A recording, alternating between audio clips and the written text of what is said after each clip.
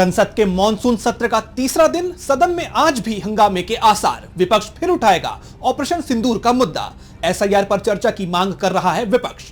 हंगामेदार रहा था संसद सत्र का दूसरा दिन। विपक्ष के लगातार दबाव और विरोध प्रदर्शन के बाद स्थगित कर दी गई थी दिन भर की कार्यवाही।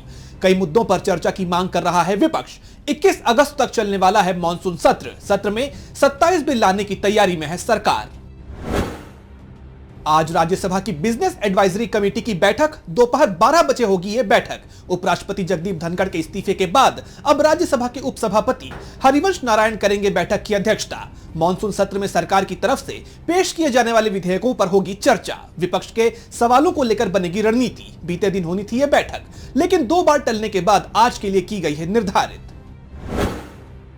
बिहार विधानमंडल के मॉनसून सत्र का तीसरा दिन आज सदन में जबरदस्त बहस के आसार। एसआईआर से लेकर खराब कानून व्यवस्था तक कई मुद्दों को लेकर विपक्ष एनडीए सरकार पर है हमलावर। बीते दिन भी सदन में जमकर देखा गया था बवाल। एसआईआर वापस लो के लगाए गए थे नारे। विपक्षी विधायकों की मार्शलों से हुई थी धक्का मुक्की। गहमा गहमी के बीच सदन में अब तक नीतीश सरकार के 6 विधेयक हो चुके हैं पास।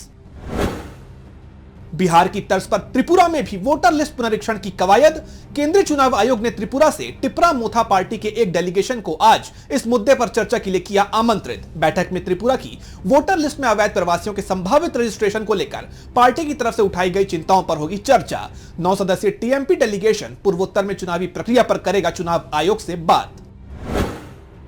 आज से 2 दिन की ब्रिटेन यात्रा पर पीएम नरेंद्र मोदी 23 और 24 जुलाई को ब्रिटेन में होंगे PM Modi. PM Keir Starmer और किंग चार्ल्स से करेंगे मुलाकात। इस दौरान भारत यूके मुक्त व्यापार समझौते पर किए जाएंगे हस्ताक्षर, जो भारतीय निर्यात पर कम करेगा 99% टैरिफ, जिससे व्यापार को मिलेगा बढ़ावा।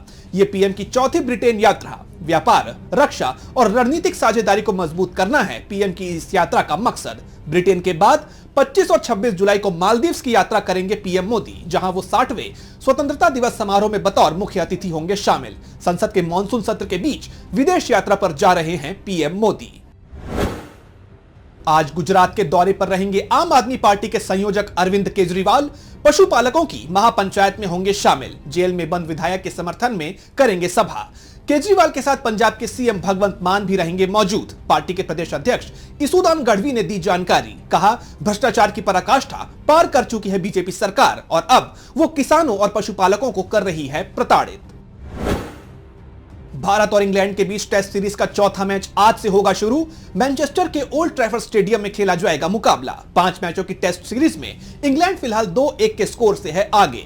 पहले टेस्ट मैच में इंग्लैंड ने 5 विकेट से दर्ज की थी जीत, जबकि इंडिया ने जीता था दूसरा टेस्ट। वहीं तीसरे टेस्ट में इंग्लैंड ने भारत को दी थी मात।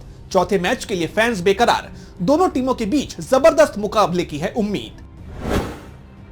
तुर्की में फिर आमने सामने बातचीत की टेबल पर बैठेंगे रूस और यूक्रेन। इस्तांबुल में हो सकती है यह बैठक। यूक्रेनी राष्ट्रपति वोलोदिमीर जेलेंस्की ने बैठक के दिए संकेत। रूसी राष्ट्रपति व्लादिमीर पुतिन ने शांति वार्ता के लिए जेलेंस्की के प्रस्ताव को दी मंजूरी। हालांकि तारीख और जगह पर नहीं दिया है कोई बयान। राष्ट्रपति आवास क्रेमलिन ने कहा, युद्ध को कैसे खत्म किया जाए, इस पर दोनों पक्ष एक दूसरे से बिल्कुल अलग।